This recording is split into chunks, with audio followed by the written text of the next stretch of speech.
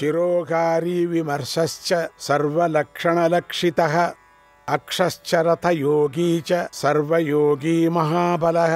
విమర్శ శిరోహారి, బ్రహ్మ యొక్క శిరస్సును ఛేదించినవాడు. ఆ పనిని కోపంతో కాకుండా విమర్శపూర్వకంగానే వివేకంతో చేశాడు. 2 పదాలు కూడా కలిపి ఒకటే నామం, వేరు నామం కానే కాదు. ఇక్కడ సర్వలక్షణ లక్షిత, సాముద్రికా శాస్త్రాన్ని బట్టి సర్వశుభ లక్షణాలతో చూడబడేవాడు.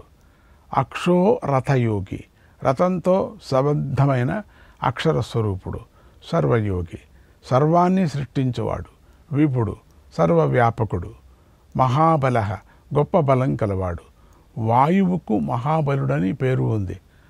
అంతకంటే కూడా శివుడు మహాబలుడు. సర్వ సంహారకర్త, ప్రమత గణాలనే మహాబలం గలవాడు.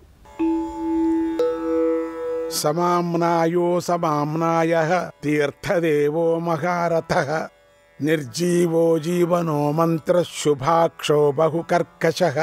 సమామ్నాయః, సమామ్నాయం అంటే వేదము. శివుడు వేదస్వరూపుడు. అంటే అసమామ్నాయః, వేదం కంటే భిన్నంగా ఉన్న స్మృతులు, ఇతిహాసాలు, పురాణాలు, ఆగమాలు మొదలైనవన్నీ కూడా శివుడే. తీర్థదేవ, తరింపజేసేవాడు. మహారథ, గొప్ప రథం గలవాడు. భూమిని రథంగా చేసుకున్నవాడు. త్రిపురాసుర సంహార సమయంలో భూమిని రథంగా చేసుకున్నవాడు. నిర్జీవ, అచేతన ప్రపంచ స్వరూపుడు. జీవము లేని జడ పదార్థ స్వరూపుడు. జీవన, అచేతనమైన దేహాదులకు కూడా చైతన్యాన్ని ఇచ్చేవాడు. మంత్ర, ప్రణవ స్వరూపుడు లేదా మృత సంజీవని మంత్రరూపుడు. శుభాక్ష, శుభంకరమైన కనులు గలవాడు. శాంత దృష్టి గలవాడు. బహు కర్కశ, మిక్కిలి కఠినుడు. సకల జగత్తులను సంహరించువాడు కావటం చేత వాడిక్కడ బహు కర్కశకుడు, కర్కశుడు కూడా అంటున్నారు.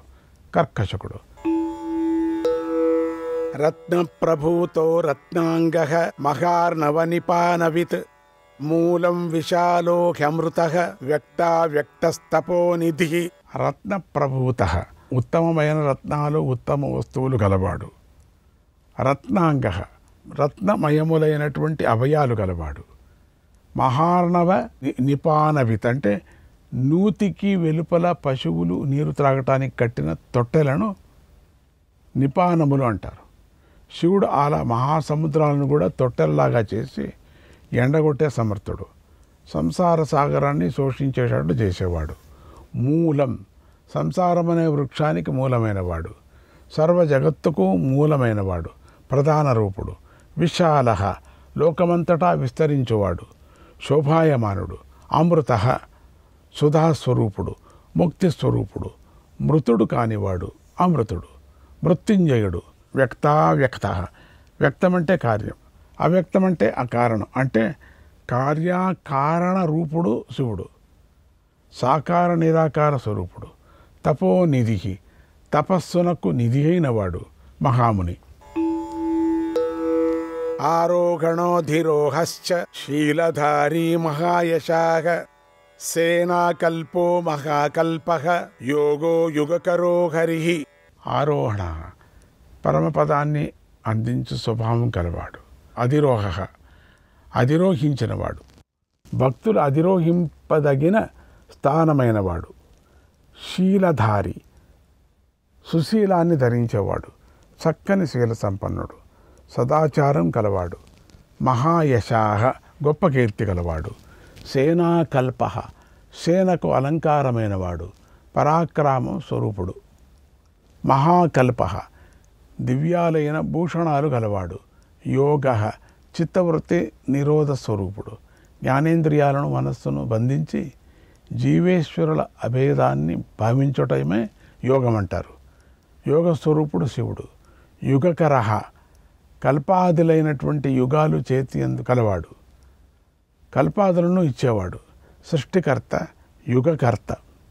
హరిహి, శరీరాన్ని హరించేవాడు. ఒక ప్రదేశం నుండి మరొక ప్రదేశానికి శరీరాన్ని తీసుకొని పోయేవాడు. త్రివిక్రమ స్వరూపుడు అంటే మారుతి స్వరూపుడు. యుగరూపో మహారూపః మహానాగహనో వదః న్యాయనిర్వపణః పాదః పండితో హ్యచలోపమః. యుగరూపః, యుగ శబ్దానికి ఇక్కడ ధర్మాధర్మాలని అర్థము. ధర్మాధర్మాలు. శివుడు ధర్మాధర్మ రూపుడు, వాటి సాంకార్యం రూపుడు అంటే యుగస్వరూపుడు. మహారూపః, రూపహితుడైనటువంటి మహాత్ముడు, గొప్ప రూపం గలవాడు. మహానాగహనః, నాగమంటే ఏనుగు, గజాసురుని సంహరించినవాడు. వదః, వృత్తిస్వరూపుడు. ఇక్కడ అవదహ అనే పాఠాంతరం కూడా ఉంది. అప్పుడు వదలేనివాడు, వృత్తిరహితుడు, మృత్యుంజయుడు అని అర్థం కూడా. న్యాయ నిర్వపణః, నిర్వపణం అంటే దానం. న్యాయంగా మనోరథాలను దానం చేసేవాడు, న్యాయానుసారంగా కోరికలు తీర్చేవాడు. పాదః, పొందదగినవాడు, భక్తితో శరణు పొందటానికి స్థూలపడు. పండితః, జ్ఞానం గలవాడు, జ్ఞాని. జ్ఞానాన్ని దగ్ధకర్ముడు. అచలోపమః, పర్వతంతో సమానుడు, నిశ్చలుడు, ధైర్యవంతుడు, తత్వజ్ఞానం గలవాడు, నిశ్చలుడు, అచలోపముడు కూడా. బహుమాలో మహామాల శశీకర సులోచనః విస్తారో లవణః కూపస్త్రియుగ సఫలోదయః. బహుమాలః, బహుమాలలు పూలదండలు ధరించువాడు. బహు నిరవధి, మాలతే శోభతే, నిరవధికంగా శోభిల్లువాడు, అనంతాలైన లీలలు కలవాడు. మహామాలః, పాదాల వరకు వేలాడే వాడని పూలను ధరించువాడు. అంటే పాదాల వరకు ఉండేటువంటిది వాడు అవి, అటువంటి పూలు. శశీకర సులోచనః, శశి అంటే చంద్రుడు, ఇతడి చక్కని ఆలోచనమైన వాడు. శివుని శాంతదృష్టియే చంద్రుడు, చంద్రస్వరూపుడు. విస్తారో లవణః కూపః, విస్తారమైన లవణ సముద్ర స్వరూపుడు, లవణ సముద్రము బావిలాగా అయినవాడు. త్రియుగః, కృత త్రేత ద్వాపరములచే 3 యుగాల రూపమైన వాడు. సఫలోదయ, సఫలమైన ఉదయము. త్రిలోచనో విషణ్ణాంగః మణివిద్ధో జటాధరః బిందుర్విసర్గ సుముఖ శర సర్వాయుధ సహః. త్రిలోచనః, 3 కన్నుల కలవాడు. ఆ కన్నుడే శాస్త్రము, ఆచార్యుడు, అధ్యయనము అవి దర్శన సాధనాలు. విషాణాంగః, విశేషంగా భిన్నమైన అవయవాలు కలవాడు. శివుడు అష్టమూర్తి. మణివిద్ధః, మణికుండలాలు ధరించటానికి చెవులు కుట్టబడినవాడు, కుండలి. జటాధర, జటాలను ధరించినవాడు. బిందువు, అనుస్వార స్వరూపుడు, శ్రీచక్రంలో బిందు స్వరూపుడు. విసర్గ, విసర్గల రూపమైనవాడు. సుముఖః, వ్యక్తవర్ణ స్వరూపుడు, సువ్యక్తమైనటువంటి ముఖధ్వని కలవాడు, ప్రసన్నమైన ముఖం కలవాడు, సర్వ విద్యలను ఉపదేశించే చక్కని ముఖం కలవాడు. శరః, బాణరూపుడు. సర్వాయుధ, అన్ని ఆయుధాలను తానే అయినవాడు. సహః, అన్నిటినీ సహించేవాడు. క్షమాశీలం గలవాడు, పశ్చాత్తాపం పొందిన వారిని క్షమించేవాడు. నివేదన సుఖాజాత సుగంధారో మహాధనుః గంధపాలీ చ భగవానుత్థాన సర్వకర్మణాం. నివేదన, సర్వవృత్తులు విడిచిపెట్టిన తరువాత కూడా జ్ఞానం గలవాడు, తన భక్తులకు బోధించేవాడు. సుఖాజాత, సుఖరూపుడై సమగ్రంగా ఆవిర్భవించినవాడు. వృత్తి అంతా నాశమైనప్పుడు సుఖంగా ఉద్భవించేవాడు. సుగంధార, ఉత్తమ గంధాన్ని, వాసనలను ధరించినవాడు. మహాధనుః, పినాకమనే పేరు గల గొప్ప ధనస్సును ధరించినవాడు. గంధపాలీ భగవాన్, ప్రపంచ వాసనలు పాలించువాడు. సర్వకర్మణా ముత్తానః, సర్వకర్మలకు జన్మస్థానము. కర్మలన్నీ శివుడి నుండే పుడతాయి. మంతానో బహుళో వాయు సకల సర్వలోచనః తలస్థాలః కరస్థాళీ ఊర్ధ్వ సంఘననో మహాన్. మంథానో బహుళో వాయు, విశ్వమునంతటినీ కదిలించగల నిరవధికమైన జుంఝామారుతము, ప్రళయకాల వాయువు, ఆ వాయువే శివుడు. ఈ మూడు కలిసి ఒకే నామం. సకలహ, సంపూర్ణ కళలతో కూడినవాడు, పూర్ణుడు. సర్వలోచన, సర్వాన్ని చూసేవాడు, బాహ్యాభ్యంతరాలన్నీ చూడగలవాడు.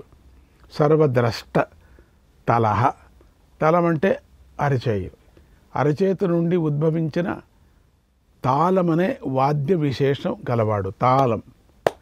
కరస్థాలిహి, స్థాలం అంటే ఒకటో భోజన పాత్ర కూడా అవుతుంది.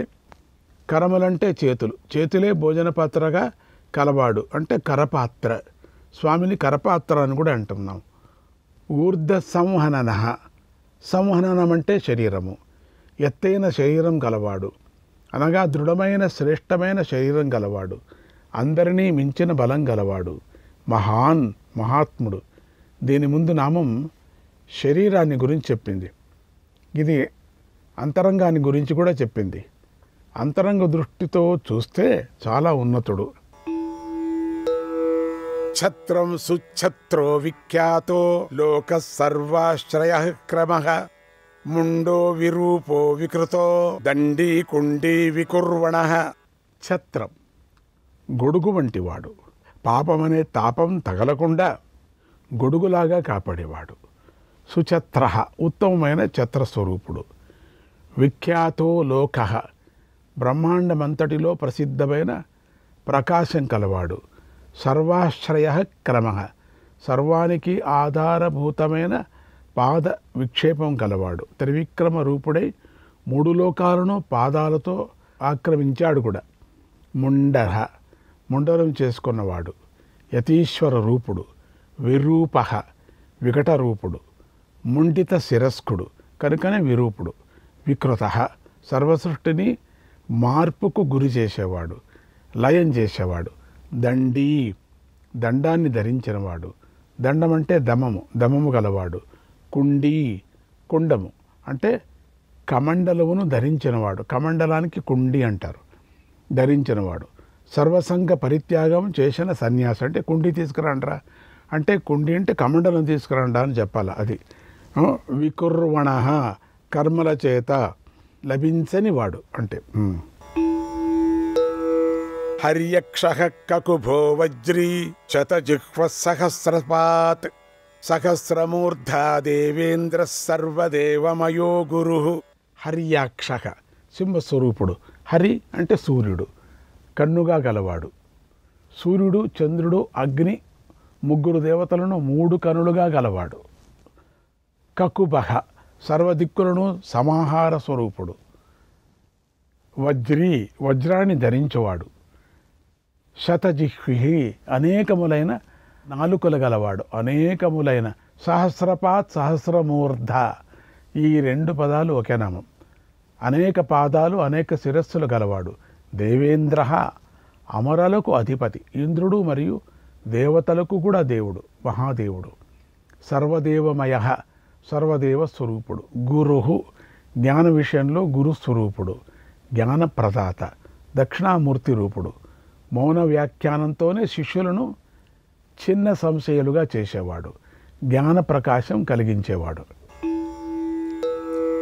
సహస్రబాహు సర్వాంగ శరణ్య సర్వలోకకృత్, పవిత్రం త్రికకున్మంత్ర కనిష్ఠ కృష్ణ పింగళ. సహస్రబాహు, అనేక బాహువులు గలవాడు. సర్వాంగ, అన్నిటినీ పొందువాడు. బ్రహ్మాండం అంగంగా గలవాడు. శరణ్య, శరణు పొందదగినవాడు.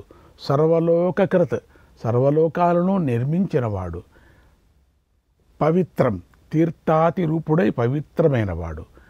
త్రికకున్మంత్ర, మూపురాల వంటి మూడు స్థానాలు, బీజ, శక్తి, కీలకములు గల మంత్రస్వరూపుడు. కనిష్ఠ, అదితి పుత్రులలో చివరివాడు అంటే విష్ణువు. వామనుడు అంటే తత్స్వరూపుడు కూడా అవుతున్నాడు. కృష్ణ పింగళ, హరిహరమూర్తి. కృష్ణ శబ్దానికి హరి అని అర్థం శబ్దానికి, పింగళ శబ్దానికి శివుడు అని అర్థం. కనుక శివుడు కృష్ణ పింగళుడు. పురుషం కృష్ణ పింగళం అని విష్ణువును కృష్ణ పింగళ అంటారు.